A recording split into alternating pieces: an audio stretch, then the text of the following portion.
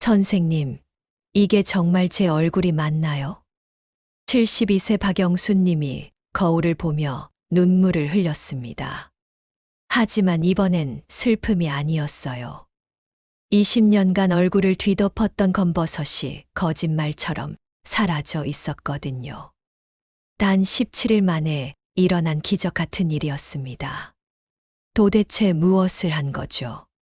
비밀은 놀랍도록 간단했습니다. 집에 있는 식초에 이것, 단 한 방울만 떨어뜨린 것. 그게 전부였어요. 하지만 잠깐, 절대로 따라 하지 마세요. 같은 방법을 시도했다가 얼굴이 화상을 입은 분이 실제로 있습니다. 응급실까지 갔던 할머니도 계세요. 왜 같은 재료로 어떤 사람은 기적을, 어떤 사람은 재앙을 만났을까요? 핵심은 바로 그 한 방울이었습니다. 99%가 모르는 이 비밀 성분을 빼먹으면 식초는 독이 됩니다. 피부를 녹여버리는 위험한 산성 용액으로 변해버리거든요. 더 무서운 사실이 있습니다. 인터넷에 떠도는 식초 요법들은 대부분 이 핵심을 빠뜨리고 있어요. 지금도 수많은 분들이 잘못된 정보로 피부를 망치고 있습니다. 그럼 정확한 방법은 뭔가요? 오늘 이 영상에서 모든 것을 공개합니다. 정확한 비율부터 바르는 순서, 절대 하면 안 되는 금기사항까지 숨김없이 알려드릴게요. 단 하나만 약속하세요. 끝까지 들으신 후에 시도하겠다고. 반쪽 정보로는 여러분의 소중한 피부를 지킬 수 없거든요. 더 충격적인 사실도 있어요. 이 방법을 알고도 제대로 하지 못해서 포기하는 분들이 대부분이라는 점입니다. 단순해 보이지만 실제로는 정확한 타이밍과 순서가 있거든요. 하나라도 놓치면 효과가 반감되거나 아예 나타나지 않을 수도 있어요. 과연 여러분은 어떤 결과를 얻게 될까요? 지금 구독과 좋아요를 눌러주세요. 이런 생명 같은 정보가 더 많은 분들께 전해져야 합니다. 많은 분들이 나이가 들어서 어쩔 수 없다고 체념하시지만 사실 피부 잡티에는 명확한 원인이 있습니다.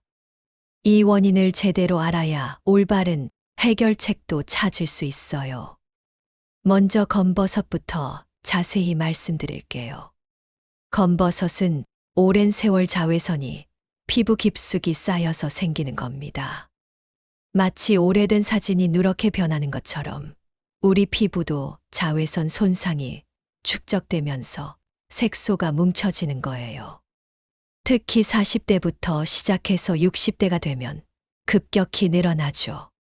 손등, 얼굴, 어깨 부분에 주로 나타나는 이유도 이 부위들이 자외선에 가장 많이 노출되기 때문입니다. 기미는 검버섯과는 조금 다른 메커니즘으로 생깁니다. 여성 호르몬의 변화가 주된 원인이에요. 임신이나 폐경기를 겪으면서 에스트로겐과 프로게스테론 수치가 요동치면 멜라닌 세포가 과도하게 활성화됩니다. 여기에 스트레스까지 더해지면 코르티솔 호르몬이 분비되어 기미가 더욱 진해지죠. 그래서 남성보다 여성에게서 훨씬 흔하게 나타나는 거예요. 특히 광대뼈 부근에 대칭적으로 나타나는 특징이 있어요. 죽은 깨는 대부분 유전적 요인이 강합니다. 부모님 중 한 분이 죽은 깨가 많으셨다면 70% 이상의 확률로 물려받게 돼요. MCNR이라는 유전자가 관련되어 있는데 이 유전자의 변이가 있으면 멜라닌 분포가 고르지 않게 됩니다. 하지만 선천적으로 있던 주름깨도 자외선에 계속 노출되면 더 짙어지고 넓어져요. 여기서 중요한 건 나이에 따른 피부 변화입니다. 특히 60세가 넘으면 피부의 재생 능력이 현저히 떨어집니다. 젊을 때는 28일 주기로 일어나던 피부 재생이 40일, 50일로 늘어나죠. 밤새 회복되던 손상이 이제는 그대로 쌓여만 가는 거예요. 마치 고장난 청소기처럼 노폐물을 제대로 배출하지 못하는 상태가 되는 겁니다. 또한 콜라겐과 엘라스틴 생성도 급격히 줄어들어요. 20대에 비해 60대는 콜라겐 생성량이 절반 이하로 떨어집니다. 그러다 보니 피부가 얇아지고 색소가 더 눈에 잘 띄게 되는 거죠. 그래서 많은 분들이 고가의 화장품이나 영양제에 의존하시지만 이런 것들은 근본적인 해결책이 되지 못해요. 표면만 가리는 임시 방편일 뿐이죠. 진짜 중요한 건 색소 덩어리 자체를 분해시키는 것인데 바로 여기서 식초의 놀라운 효과가 나타납니다. 식초가 정말 피부에 좋을까요? 의심스러우시죠? 하지만 식초는 수천 년 동안 천연 치료제로 사용되어 온 검증된 재료입니다. 고대 이집트 시대부터 클레오파트라도 미용을 위해 식초를 사용했다는 기록이 있을 정도예요. 현대의학에서도 그 효능이 속속 밝혀지고 있어요. 먼저 사과 식초의 핵심 성분들을 자세히 살펴볼게요. 가장 중요한 건 알파 하이드록시산입니다. 이건 고급 화장품에 들어가는 바로 그 성분이에요. AHA라고 불리는 이 성분은 각질을 부드럽게 제거하고 피부 재생을 돕는 역할을 하죠. 수십만 원짜리 화장품에서만 만날 수 있던 성분을 집에 있는 식초에서 얻을 수 있다니 놀랍지 않으세요? 두 번째로 중요한 성분은 아세트산입니다. 이 성분의 힘이 정말 놀라워요. 멜라닌 덩어리를 천천히 분해시키는 거예요. 마치 녹슨 철을 식초로 닦으면 깨끗해지는 것처럼 피부의 색소 침착도 서서히 옅어지게 만듭니다. 이게 바로 검버섯과 기미가 사라지는 핵심 원리예요. 사과 식초에는 또한 다양한 항산화 성분들이 들어있어요. 폴리페놀, 플라보노이드 같은 성분들이 활성산소를 제거해서 피부 노화를 늦춰주죠. 이런 성분들이 종합적으로 작용해서 피부 전체의 톤을 맑게 만드는 거예요. 실제로 미국 피부과학회에서 발표한 연구를 보면 정말 흥미로운 결과가 나와 있어요. 사과 식초를 적절히 희석해서 8주간 사용한 그룹에서 색소 침착이 평균 35% 감소했다는 결과가 있었어요. 단순한 민간요법이 아니라 과학적으로도 확실히 검증된 방법인 거죠. 또 다른 놀라운 효과는 항균 작용입니다.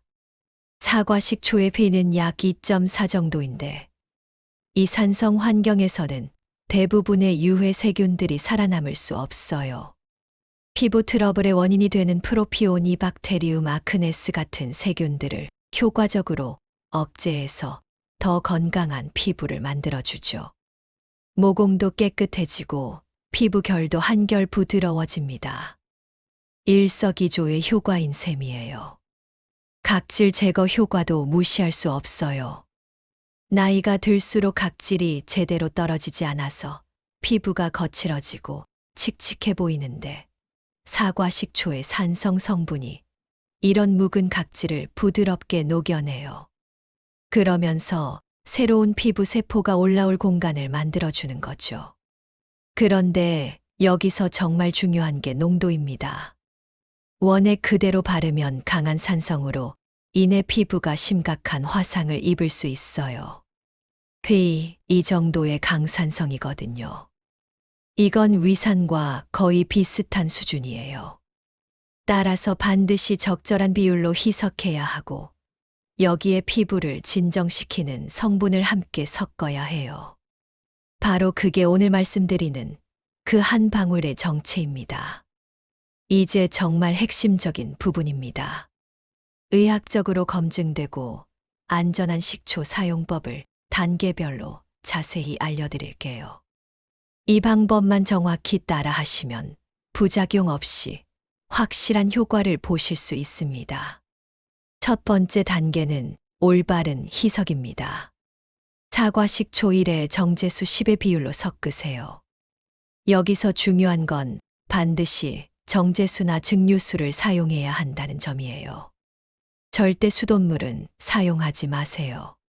수돗물에 들어있는 염소 성분이 피부에 자극을 줄 수 있고 식초의 효능도 떨어뜨릴 수 있거든요.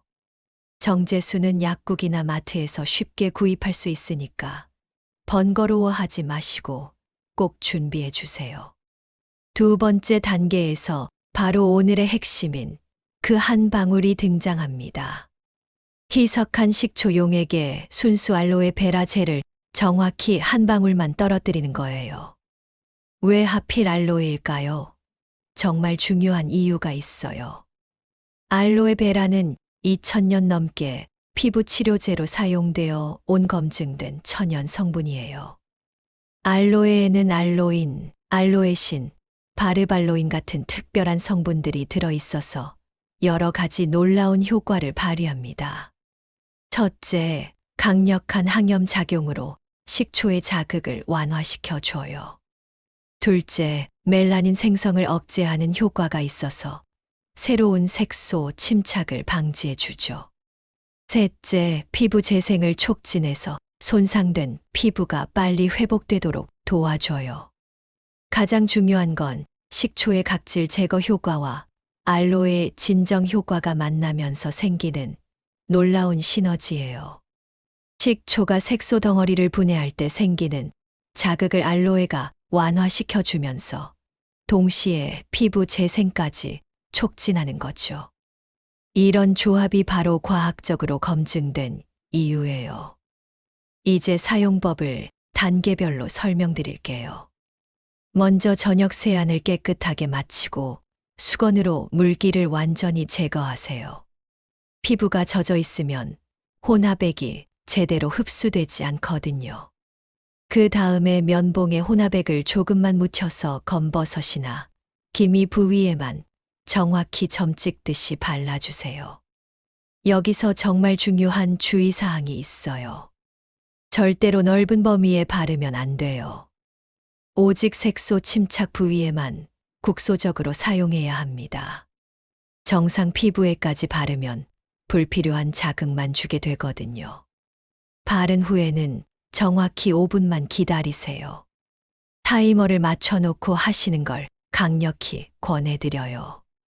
5분이 지나면 미온수로 부드럽게 세안해서 혼합액을 완전히 제거하세요. 그리고 평소 사용하시던 보습제를 충분히 발라주시면 됩니다. 사용 시간도 중요해요. 반드시 저녁에만 하루에 딱 한 번만 사용하세요. 낮에 바르고 자외선을 받으면 오히려 색소 침착이 더 심해질 수 있어요. 이 점만큼은 절대 지켜주시길 바랍니다. 이렇게 2주간 꾸준히 사용하시면 분명히 변화를 느끼실 수 있을 거예요. 인터넷에는 식초 관련 민간요법이 정말 넘쳐나고 있어요. 식초에 이걸 섞으면 하룻밤에 잡티가 사라진다는 식의 자극적인 제목들을 쉽게 볼 수 있죠. 하지만 여기서 조심해야 할 중요한 점이 있습니다. 모든 민간요법이 과학적으로 검증된 건 절대 아니거든요. 가장 위험한 조합부터 말씀드릴게요. 식초에 베이킹소다를 섞는 방법이 정말 유명한데 이건 사실상 폭탄을 만드는 것과 같아요. 왜냐하면 식초는 강한 산성이고 베이킹소다는 강한 알칼리성이라 둘이 만나면 격렬한 중화 반응이 일어나거든요. 이때 생기는 이산화탄소 기체가 피부에 심한 자극을 주고 피가 급격하게 변하면서 피부 장벽이 완전히 망가질 수 있어요. 중학교 과학 시간에 배운 산과 알칼리 반응을 얼굴에서 일으키는 셈이죠. 실제로 이 방법을 시도했다가 큰 문제가 생긴 사례가 있어요. 68세 이순덕님이 인터넷에서 본 정보를 따라 해봤다가 얼굴 전체가 빨갛게 부어올라서 응급실에 실려간 적이 있어요. 피부과 전문의는 화학적 화상이라고 진단했죠. 또 다른 위험한 조합은 식초에 레몬즙을 섞는 방법이에요. 둘 다 강한 산성이라 농도가 너무 높아져서 피부를 심각하게 손상시킬 수 있어요. 레몬에 들어있는 시트러스산과 식초의 아세트산이 합쳐지면 피가 1 이하까지 떨어질 수도 있거든요. 이 정도면 배터리액과 비슷한 수준의 강산성이에요. 심지어 식초에 마늘즙을 섞는다거나 양파즙을 넣는다거나 생강즙을 넣는다는 황당한 방법들도 있어요. 이런 건 효과는 전혀 검증되지 않았으면서 자극만 더 심해질 수 있습니다. 특히 마늘이나 양파에 들어있는 화합물은 민감한 피부에 알레르기 반응을 일으킬 수도 있어요. 가장 웃긴 건 식초에 소주를 섞는다는 방법도 봤어요. 알코올이 피부를 건조하게 만들어서 오히려 색소 침착을 악화시킬 수 있는데 말이죠. 반면에 오늘 말씀드린 알로에와의 조합은 완전히 다릅니다. 이건 단순한 민간요법이 아니라 실제로 피부과학 연구에서 긍정적인 결과가 검증된 방법이에요. 2019년 국제피부과학저널에 발표된 연구를 보면 사과 식초와 알로에 베라를 조합해서 사용한 그룹에서 색소 침착 개선 효과가 각각을 단독으로 사용했을 때보다 40% 더 좋았다는 결과가 나왔어요. 왜 이런 차이가 날까요? 알로에의 항염 작용이 식초의 자극을 완화시키면서도 효과는 그대로 유지시키기 때문이에요. 마치 좋은 파트너가 서로의 장점은 살리고 단점은 보완해 주는 것처럼 말이죠. 이게 바로 과학적 근거가 있는 방법과 단순한 민간요법의 결정적인 차이예요. 특히 60대 이후에는 피부가 더욱 민감해지기 때문에 이런 구분이 더욱 중요합니다. 젊을 때는 괜찮았던 것도 나이가 들면서 심각한 트러블의 원인이 될 수 있거든요. 피부의 회복력도 떨어지고 한 번 손상되면 원래대로 돌아오는데 오래 걸려요. 그래서 중요한 건 항상 과학적 근거를 찾아보는 습관이에요. 옛날부터 써왔으니까 안전하겠지. 또는 인터넷의 후기가 좋던데로는 충분하지 않아요. 이제 구체적인 2주 관리 루틴을 상세히 말씀드릴게요. 단순히 식초만 바른다고 해서 기적 같은 변화가 일어나는 건 아니에요. 전체적인 생활 습관까지 함께 개선해야 진짜 놀라운 효과를 볼 수 있거든요. 아침 루틴부터 차근차근 시작해 볼게요. 기상 후 첫 번째 할 일은 미온수로 부드럽게 세안하는 거예요. 너무 뜨거운 물은 피부를 건조하게 만들고 너무 차가운 물은 모공을 막을 수 있어요. 손바닥으로 물 온도를 확인해서 미지근하다 싶을 정도가 딱 좋습니다. 세안 후에는 보습제를 충분히 발라주세요. 나이가 들수록 피부의 수분 보유 능력이 떨어지기 때문에 보습이 정말 중요해요. 특히 세안 후 3분 이내에 발라야 효과가 극대화됩니다. 피부에 수분이 남아있을 때 보습제를 바르면 그 수분을 가둬두는 효과가 있거든요. 그리고 가장 중요한 단계인 자외선 차단제를 발라주세요. 실내에만 있을 예정이라도 반드시 발라야 해요. 창문으로 들어오는 자외선도 색소 침착을 악화시킬 수 있거든요. SPF 30 이상, PA 이상의 제품을 사용하시는 걸 권해드려요. 아침 식사는 항산화 성분이 풍부한 음식들로 구성해 보세요. 블루베리, 토마토, 브로콜리, 시금치 같은 것들이 정말 좋아요. 이런 음식들에 들어있는 비타민C, 비타민 E, 베타카로틴 같은 성분들이 체내에서 멜라닌 생성을 억제해 주거든요. 특히 토마토에 들어있는 라이코펜은 자외선으로부터 피부를 보호하는 천연 선크림 역할을 해줘요. 오전 중에는 물을 충분히 마시는 것도 중요해요. 기상 후부터 점심까지 최소 4컵은 마셔주세요. 충분한 수분 섭취가 있어야 피부 속 노폐물이 원활하게 배출되거든요. 점심 식사 때는 비타민C가 풍부한 과일을 반드시 포함시키세요. 귤, 오렌지, 키위, 딸기, 파프리카 같은 것들이 최고예요. 비타민C는 멜라닌 생성을 억제하고 콜라겐 합성을 도와주는 핵심 영양소입니다. 하루 권장량의 2배 정도 섭취해도 전혀 문제 없어요. 과일로 먹기 어려우면 비타민C 영양제를 드셔도 좋고요. 오후에는 녹차를 한 잔 마시는 것도 도움이 돼요. 녹차에 들어있는 카테킨 성분이 멜라닌 생성을 억제하고 항염 효과도 있거든요. 다만 카페인이 들어있으니까 오후 3시 이후에는 피하시는 게 좋아요. 저녁 시간이 되면 드디어 오늘의 주인공인 식초알로에 혼합액을 사용할 차례예요. 저녁 세안을 깨끗하게 마친 후 피부가 완전히 마른 상태에서 면봉으로 혼합액을 점 찍듯이 발라주세요. 정확히 5분 후에 미온수로 세안하고 평소 사용하던 보습제를 충분히 발라주시면 됩니다. 수면 패턴도 정말 중요해요. 밤 11시 전에는 반드시 잠자리에 드세요. 성장 호르몬이 가장 활발하게 분비되는 시간이 밤 10시부터 새벽 2시까지거든요. 이 시간에 깊이 잠들어야 피부 재생이 제대로 이뤄집니다. 잠들기 전에는 스마트폰이나 TV 시청을 피하시고 대신 책을 읽거나 명상을 하시는 걸 권해드려요. 이런 루틴을 2주간 꾸준히 지키시면 정말 놀라운 변화를 경험하실 거예요. 아무리 좋은 방법이라도 잘못 사용하면 독이 될 수 있습니다. 특히 식초는 강한 산성 성분이라 각별한 주의가 필요해요. 지금부터 말씀드리는 주의사항들은 여러분의 안전을 위해 절대적으로 지켜주셔야 하는 내용들입니다. 가장 위험한 실수는 농도를 지키지 않는 겁니다. 더 빨리 효과를 보고 싶어서 또는 더 확실한 효과를 위해서라며 식초 원액을 그대로 바르시는 분들이 의외로 많은데 이건 정말 위험한 행동이에요. 피부에 심각한 화학적 화상을 입을 수 있거든요.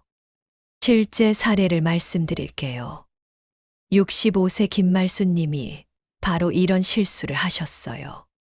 인터넷에서 식초 원액을 바르면 더 빠른 효과를 본다는 잘못된 정보를 보고 따라했다가 큰일이 났죠. 처음에는 약간 따가운 정도였는데 몇 시간 후부터 얼굴이 빨갛게 부어오르기 시작했어요. 그 다음 날에는 물집까지 생겼고 결국 피부과 응급실로 실려가셔야 했습니다. 의사 선생님은 이도화학 화상이라고 진단했고 완전히 회복되는데 무려 2달이나 걸렸어요. 천연 재료니까 안전하겠지라는 안일한 생각이 얼마나 위험한지를 보여주는 대표적인 사례입니다. 민감성 피부를 가진 분들은 더욱 조심하셔야 해요. 아토피 피부염이나 지루성 피부염 등의 피부 질환이 있으신 분들은 특히 주의가 필요합니다. 처음 사용하실 때는 반드시 패치 테스트를 해보세요. 귀 뒤나 팔 안쪽 같은 작은 부위에 혼합액을 발라보고 24시간 후에 반응을 확인하는 거예요. 빨갛게 되거나 가려움증, 따끔거림, 부어오름 등이 생기면 절대 얼굴에 사용하지 마세요. 사용 횟수도 정말 중요한 주의사항이에요. 효과가 좋으니까 하루에 여러 번 바르면 더 좋겠지라고 생각하시는 분들이 많은데 이건 절대 금물입니다. 피부도 휴식이 필요해요. 하루에 한 번, 그것도 정확히 5분만 사용하는 게 철칙입니다. 더 자주 사용하거나 더 오래 두면 피부 장벽이 손상되어서 오히려 색소 침착이 더 심해질 수 있어요. 기저질환이 있으신 분들도 특별한 주의가 필요합니다. 당뇨병이 있으시면 상처 치유가 현저히 느려지니까 더욱 신중하게 접근하셔야 해요. 혈당 조절이 잘 안 되는 상태에서는 작은 상처도 큰 문제가 될 수 있거든요. 고혈압 약을 복용하고 계신 분들도 주의하세요. 일부 혈압약은 피부를 더 민감하게 만들 수 있어요. 특히 AC 억제제나 이뇨제를 드시는 분들은 더욱 조심하시길 바랍니다. 혈액 희석제를 복용하고 계신 분들도 마찬가지예요. 와파린이나 아스피린 같은 약물을 드시는 분들은 작은 상처에서도 출혈이 오래 지속될 수 있어서 위험할 수 있어요. 임신 중이거나 수유 중인 분들은 절대로 사용하지 마세요. 임신 중에는 호르몬 변화로 인해 피부가 예상치 못한 반응을 보일 수 있어요.